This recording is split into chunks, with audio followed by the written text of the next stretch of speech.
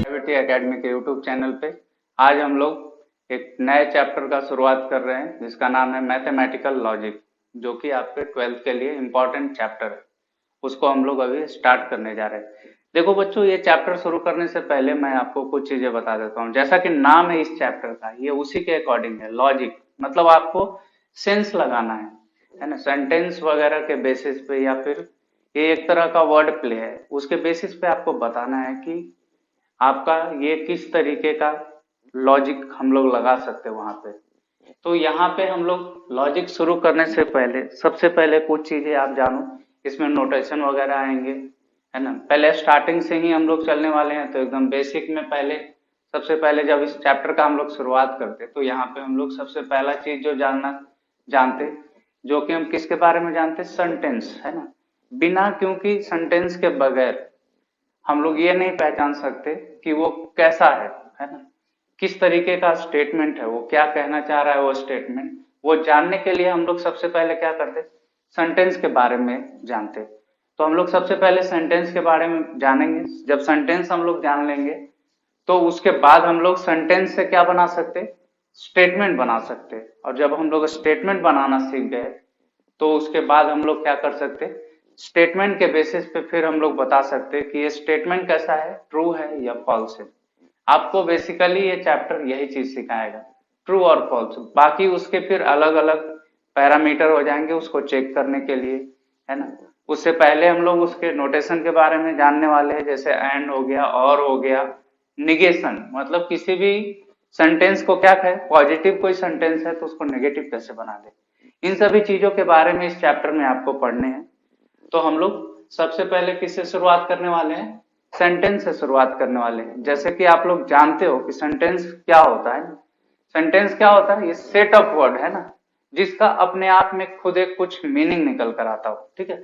उसी को हम लोग क्या बोलते, सेंटेंस बोलते। सेंस वाला, ऐसे नहीं डायरेक्ट कोई एक अगर कोई सिंपल सा एक वर्ड बोल दे, व्हाट, हाउ, इससे कुछ सेंस नहीं निकल पाता है ना, जब तक इसको एक कंप्लीटली फ्रेम ना किया जाए। तो जब फ्रेम कर देते, अपने आप में कुछ मीनिंग निकल कर आने लगे, तो आप समझो उसको हम लोग क्या बोलते, सेंटेंस बोलते हैं ना। तो क्या होता है, set of word that complete in it self and which makes complete sense is called sentence, है ना। उसी के बारे में हम लोग यहाँ पे क्या करते, उसी को हम लोग क्या बोल देते, सेंटेंस। अब देखो सेंटेंस अलग अलग टाइप्स के होते, उसी को हम लोग यहाँ पे स्टडी करने वाले हैं, है ना। जो पहला टाइप होता है उसको हम लोग क्या बोलते हैं, एसर्टिव सेंटेंस, है ना।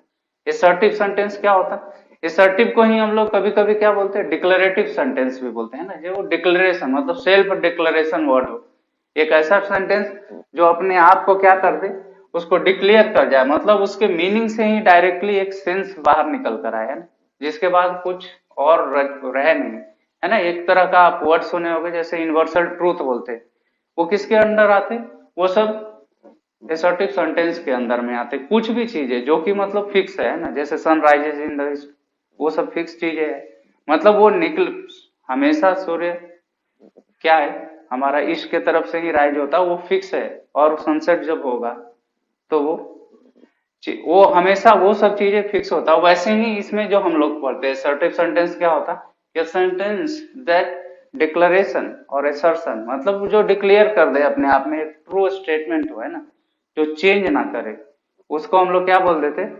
Assertive sentence. जैसे यहाँ पे एग्जांपल में आपको दिया हुआ है क्या, earth, the earth revolves around the sun, ये फिक्स है कि हमारा क्या है, अर्थ जो है सन के अराउंड क्या करता है, रोटेट करता है, वो फिक्स है, ये कभी भी चेंज होने वाला नहीं है। या आज लिखो या आज के कुछ समय बाद लिखो, ये हमेशा फिक्स रहने वाला है। और फिर से एक नेक्स्ट एग्जांपल इसमें क्या दिया हुआ है, Tokyo is the capital of Japan, बिल्कुल फिक्स है, ठीक है, ये भी कभी चेंज होने वाली चीजों में से नहीं है। ये सब कैसे स्टेटमेंट हो गए, यूनिवर्सल ट्रूथ। जितने भी यूनिवर्सल ट्रूथ स्टेटमेंट है आप सबको यहाँ पे रख सकते हैं। हमने कुछ एग्जाम्पल को यहाँ पे कवर किए है समझने के लिए कि किसको असर्टिव सेंटेंस या फिर डिक्लेरेटिव सेंटेंस बोलते हैं हम लोग, ठीक है। हम लोग आगे बढ़ते हैं। यहाँ पे दूसरे टाइप का जो सेंटेंस होता वो क्या होता, इंपेरेटिव सेंटेंस, है ना।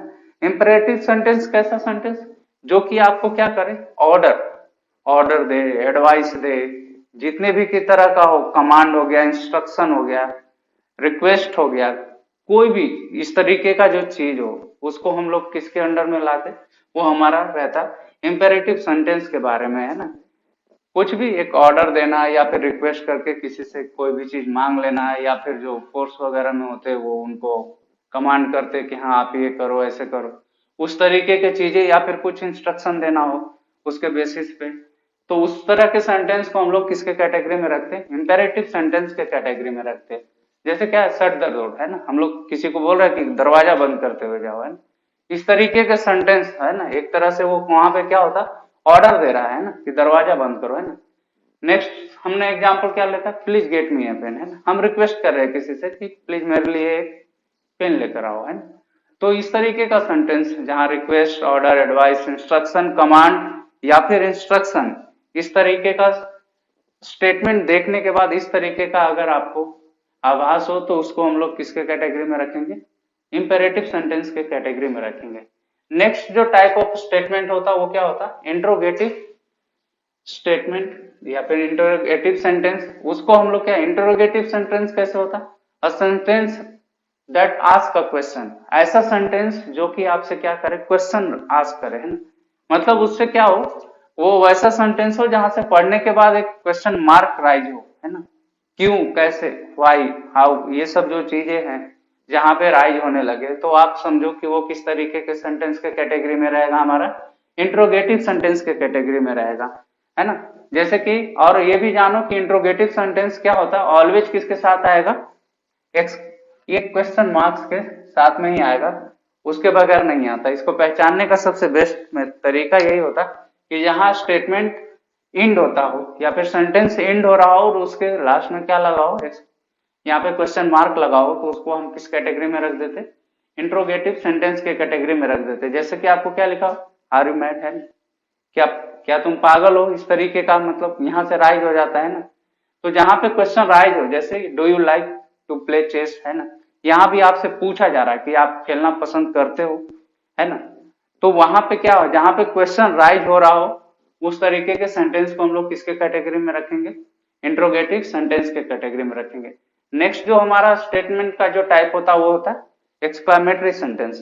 वैसा सेंटेंस जहां पे क्या हो, कोई भी आश्चर्य या फिर कुछ भी हो, आश्चर्य मतलब कोई भी चीज अचानक से, कोई ऑल ऑफ सडन कोई न्यूज आ गया हो, या फिर कुछ वैसा स्ट्रांग फीलिंग हो रहा हो कि हाँ कुछ होने वाला है और वो हो जाए, और अचानक से आप क्या हो जाते, फिर एक्साइटमेंट आ जाता है आपके अंदर। तो इस तरीके का जो चीजें हो, अगर ये हो रहा हो, तो इस तरीके के सेंटेंस को हम लोग किसके कैटेगरी में रखते, एक्सक्लेमेटरी सेंटेंस के कैटेगरी में रखते।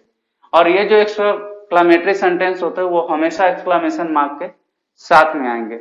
उसको हम लोग, ये हमेशा एक्सक्लेमेशन मार्क्स के साथ में रहेगा, तो इसको पहचानना भी इजी रहता कि ये कैसे सेंटेंस है। जैसे यहाँ पे लिखा वाह, हो, व्हाट अ ब्रिलियंट मूव, इसका मतलब डायरेक्टली लोग कई बार होते हैं कि आप जब कहीं डांस देख रहे हो तो आपके अचानक से आपके मुंह से निकल जाता है वाह क्या डांस चल रहा है, वो इस तरीके का सेंटेंस है। या फिर व्हाट अ हैवी डाउनफॉल, ठीक है, ये इस तरीके के सेंटेंस है जहां पे देखने के बाद आपको अचानक से आप कुछ फीलिंग या इमोशन या एक्साइटमेंट अचानक से आ जाए, तो उस तरीके के सेंटेंस को हम लोग किसके कैटेगरी में रखते, एक्सक्लेमेटरी सेंटेंस के कैटेगरी में रखते।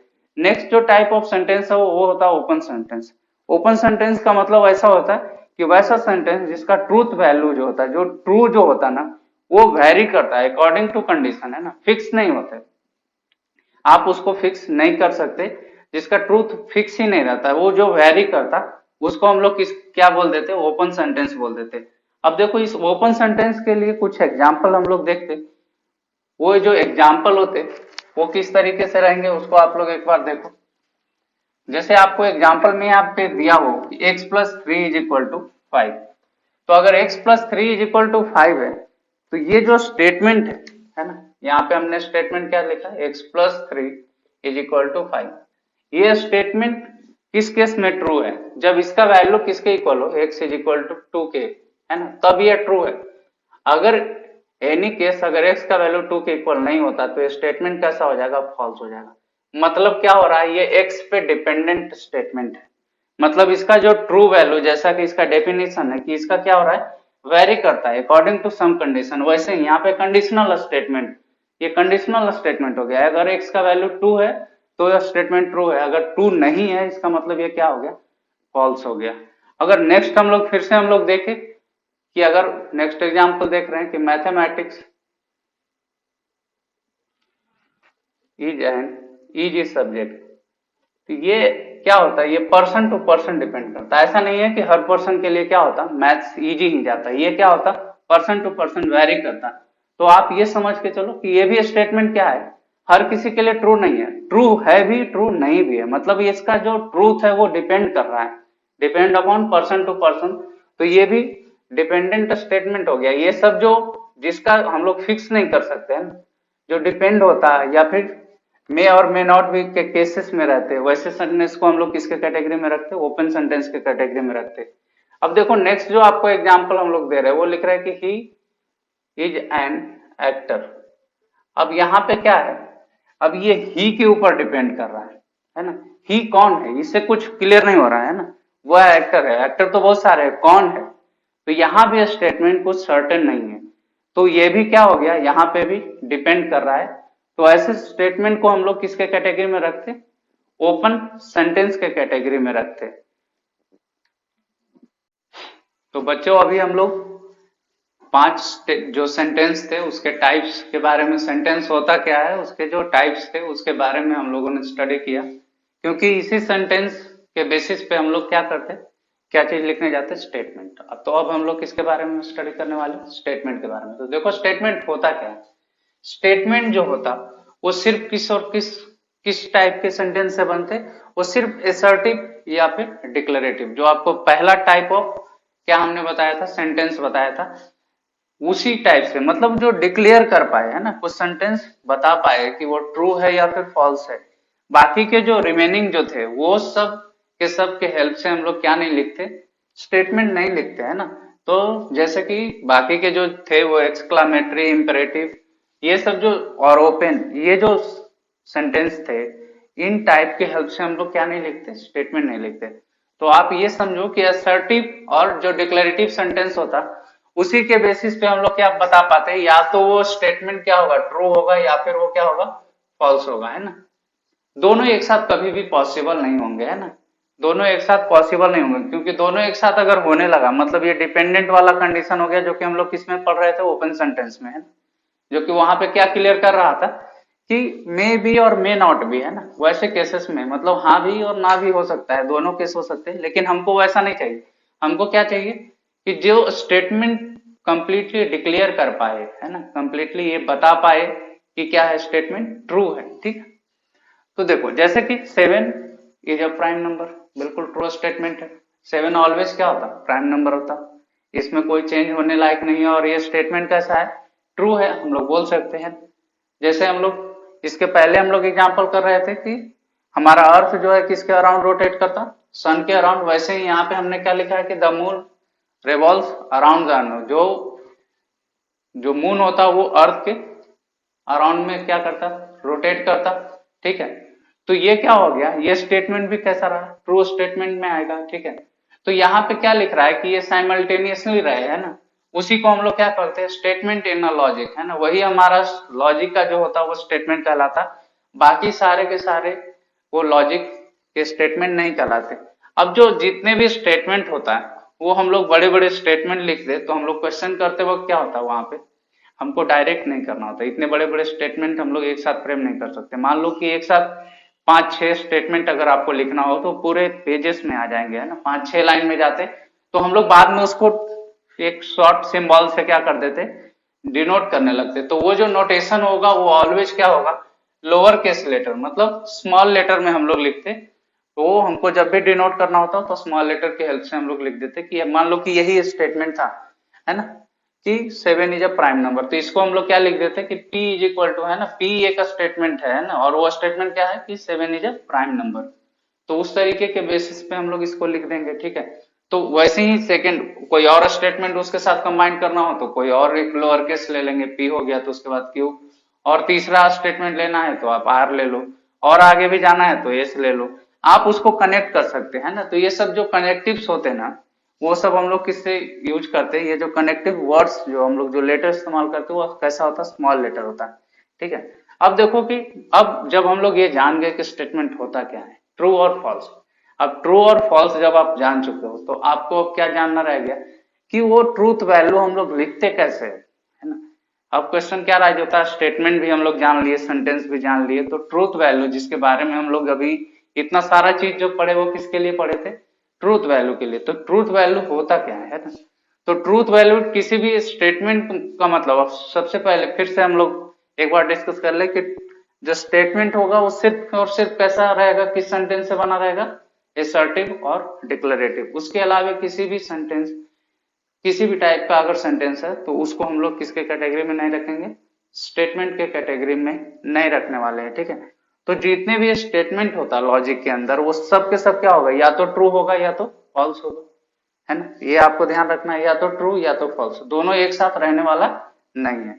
अब हम लोग देखो सेकंड स्टेटमेंट, हम लोग इसी में इसके बारे में क्या बोलता है, इसे जो ट्रूथ ट्रूथ वैल्यू होता है या फिर फॉल्स जो होता है स्टेटमेंट का, वो कैसे डिपेंड करता है, वो सब क्या होता है वही बताता है कि वो स्टेटमेंट कैसा होगा, वही उसका ट्रूथ वैल्यू बताता है ना। मान लो कि कोई भी स्टेटमेंट या तो ट्रू होगा या फॉल्स होगा, वही उसका क्या है, उस स्टेटमेंट का ट्रूथ वैल्यू होता है ना। और अगर मान लो कि इसी में हम लोग आगे बढ़ते कि अगर कोई स्टेटमेंट ट्रू है तो उसको हम लोग किससे डिनोट करते, अगर वो ट्रू है तो उसको हम लोग टी से डिनोट कर देते, कैपिटल टी से। और हम लोग क्या बता देते, इसका मीनिंग ये हो गया कि वो स्टेटमेंट कैसा है, ट्रू है। अगर स्टेटमेंट के साथ में आप लिख दे कि ये स्टेटमेंट असर्टिव है और क्या है, ट्रू है, तो उसको हम लोग कैपिटल टी से हम लोग डिनोट कर देते उसके हेल्प से, ठीक है। और अगर वो स्टेटमेंट फॉल्स है तो हम लोग उसको किससे डिनोट करते, कैपिटल एफ से डिनोट करते, ठीक है। तो ये इसके बारे में हो गया। अब देखो अगर इसी में एग्जांपल ले ले, एग्जांपल अगर ट्रूथ वैल्यू के बारे में अगर एग्जांपल ले ले तो कैसे होता है कि the sum of two odds number, two odd number is an even number है। तो दो ऑड का सम ऑलवेज इवन होता है ना, 3+3, कोई भी आपके माइंड में कुछ भी आता हो, 5+5, 7+7, या फिर डिफरेंट लेना है तो 3+5, 5+7, सबका सम करोगे वो ऑलवेज कैसा आएगा, आपका इवन नंबर ही आने वाला है। यानी कि ये स्टेटमेंट कैसा है, ट्रू है। तो हम लोग इसको डायरेक्टली किससे डिनोट कर देंगे, कैपिटल टी से। अब नेक्स्ट में देखो दिया हुआ है 2+2=5, ये आपको पता है कि मैथमेटिकली क्या है, ये रॉन्ग है।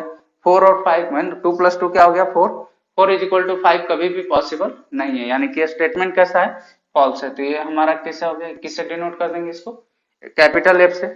New Delhi is the capital of India, बिल्कुल ये स्टेटमेंट कैसा है, ट्रू है, सबको पता है, ठीक है। तो ये भी इसको हम लोग किससे डिनोट कर देंगे, कैपिटल टी से डिनोट कर देंगे। अब लास्ट में देखा every square is a rectangle, इसका मतलब बोल रहा है कि जितने भी स्क्वायर होते सारे के सारे रेक्टेंगल होते। तो ये कैसा स्टेटमेंट है, ये फॉल्स है, ऐसा नहीं होता, ठीक है। तो आपको बस यही बताना है कि पहले स्टेटमेंट को पहचानना है कि कैसा है, असर्टिव है या फिर या डिक्लेरेटिव है।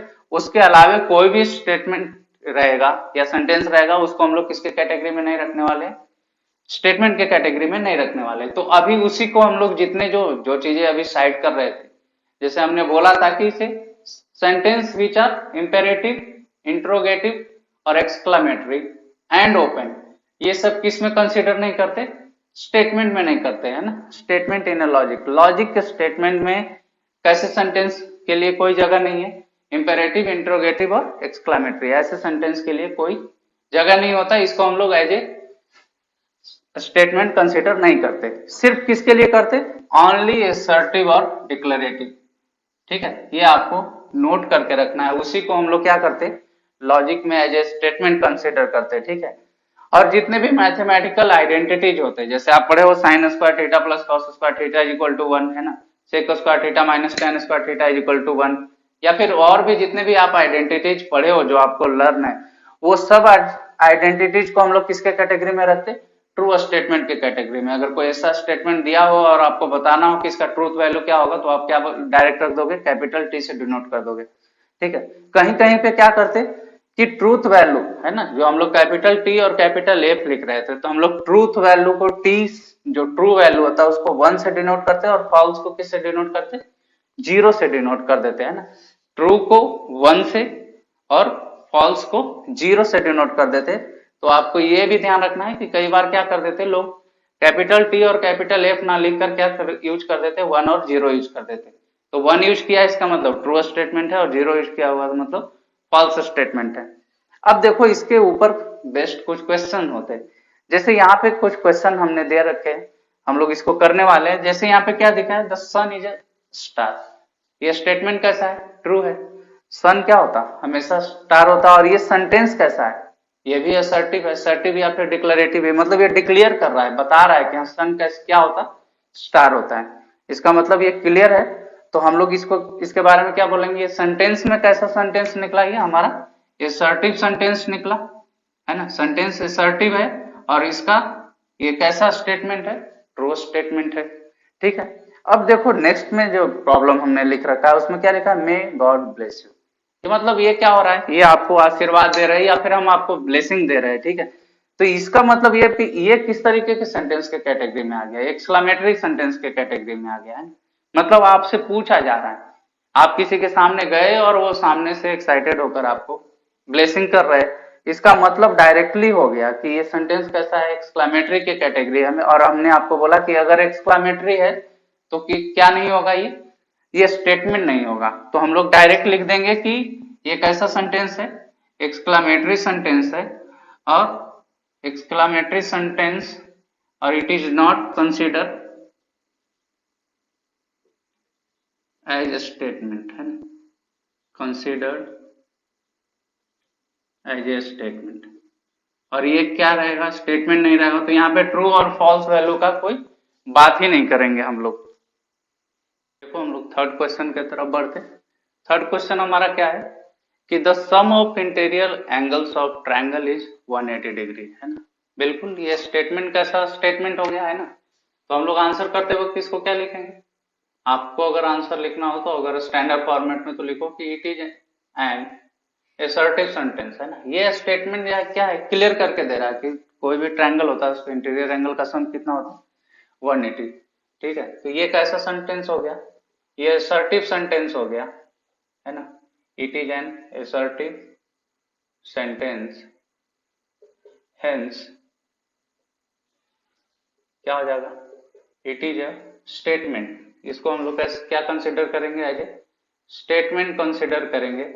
और इसका ट्रूथ वैल्यू क्या हो जाएगा, है ना, इट्स ट्रूथ वैल्यू इज, और वो क्या है, ये स्टेटमेंट कैसा है, ट्रू स्टेटमेंट है। तो उसको हम लोग कैसे लिखेंगे, टी लिखेंगे। तो आपको ये समझना है कि पहले समझना स्टेटमेंट किस तरह का है ना, किस टाइप का सेंटेंस है, उसके बाद हम बताएंगे कि वो स्टेटमेंट होगा या नहीं। अगर वहीं पे क्लियर हो जाए कि स्टेटमेंट नहीं है तो फिर ट्रूथ वैल्यू का बात ही नहीं करने वाले हम लोग। नेक्स्ट में देखो कि every real number is a complex number. ऐसा जरूरी नहीं है ना, ऐसा जरूरी नहीं है, लेकिन ये स्टेटमेंट कैसा है, ये जो सेंटेंस दिया हुआ था ये सेंटेंस एक तरह का कैसा है, ये असर्टिव सेंटेंस। सेंटेंस हमारा कैसा था, असर्टिव ही था। सेंटेंस असर्टिव है, लेकिन ये जो स्टेटमेंट लिखा हुआ है वो ट्रू नहीं है, क्योंकि रियल नंबर के कैटेगरी में हर चीज आ जाते हैं, तो वहां पे सारे नंबर्स कॉम्प्लेक्स नहीं होते। ठीक है, तो ये स्टेटमेंट जो रहेगा वो कैसा स्टेटमेंट हो जाएगा, वो हो जाएगा आपका फॉल्स। ठीक है, नेक्स्ट में दिखा है व्हाई आर यू अपसेट, है ना। अब यहाँ पे क्या हो रहा है, क्वेश्चन राइज हो रहा है, मतलब ये किस तरीके के सेंटेंस में आ जा रहा है, इंपेरेटिव या फिर एक तरह से क्या है, क्वेश्चन मार्क भी है। ठीक है, तो यहाँ पे ये इस तरीके के जो सेंटेंस होते हैं, जो इंट्रोगेटिव जो क्वेश्चन, जो मतलब जो आपसे क्वेश्चन पूछे उस तरीके के स्टेटमेंट, ये पहले हमारा स्टेटमेंट कैसा हो गया, ये इंटेरोगेटिव। ठीक है, अगर ये इंटेरोगेटिव सेंटेंस हो गया तो उसके बाद ये स्टेटमेंट होगा नहीं, तो हम लोग क्या लिखेंगे, it is not a statement. और ये स्टेटमेंट नहीं है तो हम लोग ट्रूथ वैल्यू का बात नहीं करने वाले हैं। ठीक है, फिर तुमको लिखा हुआ है कि every quadratic equation has two real roots. बिल्कुल, ये स्टेटमेंट कैसा है, पहले तो ये सेंटेंस हमारा असर्टिव है और स्टेटमेंट कैसा है, ट्रू है। तो ये भी हमारा कैसा हो गया, इसको हम लोग क्या बोल देंगे कि ये कैसा है, असर्टिव, और स्टेटमेंट इसका क्या है, ट्रू है। अगर ट्रू अगर है तो इसका ट्रूथ वैल्यू भी क्या रहेगा, टी रहेगा। फिर देखो लिखा है कि root 9 is a rational number. बिल्कुल, ये नंबर वैसे कॉम्प्लेक्स के कैटेगरी में आता है, लेकिन ये रैशनल नंबर है। और ये स्टेटमेंट कैसा होगा, ये हमारा स्टेटमेंट भी कैसा है, ये असर्टिव है। और ये हमारा क्या हो जाएगा, इसका ट्रूथ वैल्यू भी इसका क्या हो जाएगा, टी। अब यहाँ पे जो एक इक्वेशन दिया हुआ है ना, x square minus 3x plus 2, जब आप इसको फैक्टराइज करोगे तो इसका वैल्यू क्या आने वाला है, अगर आप फैक्टराइज नॉर्मली किए तो कितना हो जाएगा, x माइनस वन और x minus two is equal to zero, यानी कि x का वैल्यू यहाँ से क्या आने वाला है, वन और टू आने वाला है, ठीक है। लेकिन यहाँ पे क्या दिया हुआ था, माइनस वन और माइनस टू, इसका मतलब क्या हो गया कि ये जो है वो ट्रू नहीं है, ठीक है। ये स्टेटमेंट है लेकिन ये स्टेटमेंट क्या नहीं है, ट्रू नहीं है। तो ये सेंटेंस हमारा असर्टिव ही रहा, लेकिन ये स्टेटमेंट कैसा हो गया, कंप्लीटली फॉल्स हो गया। फिर नेक्स्ट में दिया है कि the sum of cube roots of unity is one, बिल्कुल the sum of cube roots of unity, मतलब जो क्यूब रूट्स के यूनिटी जो होते हैं उसके सम क्या बोल रहा है यहाँ पे, वो वन के इक्वल है। बिल्कुल नहीं, जब क्यूब का जो सारे रूट्स होते हैं वन प्लस ओमेगा स्क्वायर, वो किसके इक्वल होते हैं, जीरो के इक्वल होते। तो ये स्टेटमेंट कैसा है आपका, स्टेटमेंट असर्टिव है ना, ये जो सेंटेंस है वो असर्टिव है, लेकिन ये जो स्टेटमेंट गिवन है वो कैसा है, वो ट्रू नहीं है, ठीक है। तो इसका क्या हो जाएगा, ट्रूथ वैल्यू क्या हो जाएगा, कैपिटल एफ। वैसे नेक्स्ट में आपको क्या दिया हुआ है, नेक्स्ट क्वेश्चन में, please get me a glass of water, मतलब आपसे यहाँ पे क्या कर रहा है, रिक्वेस्ट कर रहा है ना। मतलब ये किस तरीके का सेंटेंस हो गया, इंपेरेटिव सेंटेंस। अगर ये इंपेरेटिव सेंटेंस है तो क्या नहीं है, स्टेटमेंट नहीं है, ठीक है। तो ये सेंटेंस हमारा कैसा रहा, इंपेरेटिव। अगर ये इंपेरेटिव सेंटेंस है तो क्या रहेगा, it is not a statement, not a statement.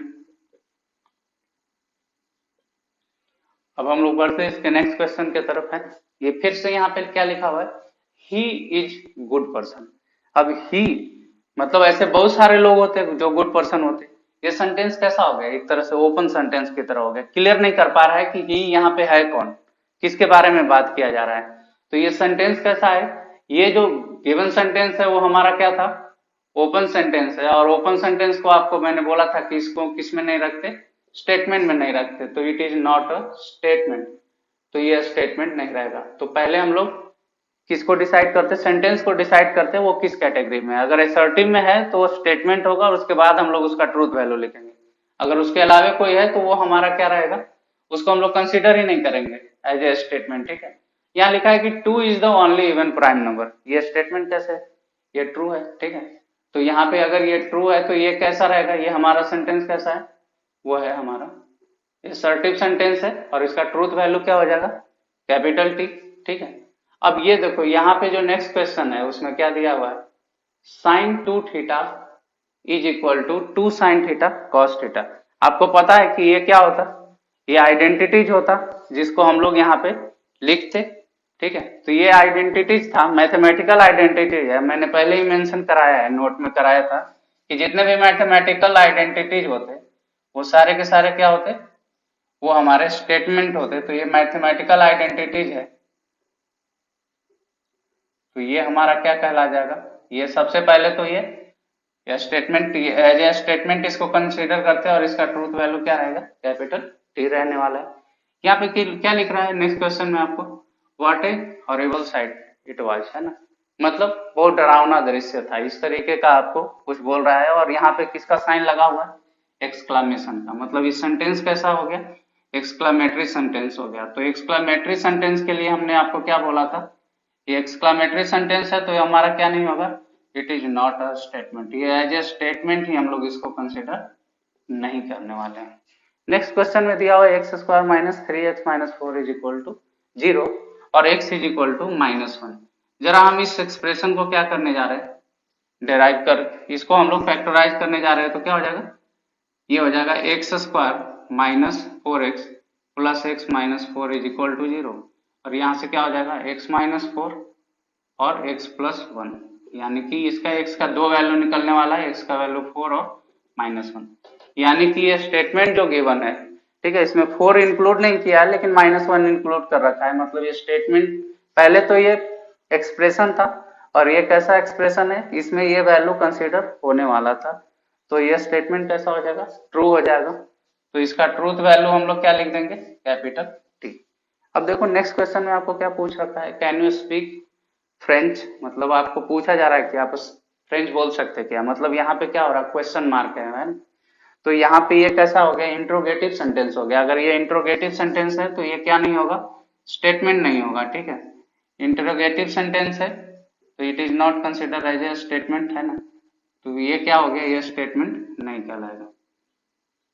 अब हम लोग बढ़ते हैं नेक्स्ट क्वेश्चन में। आपको दिखा है कि the square of every real number is positive.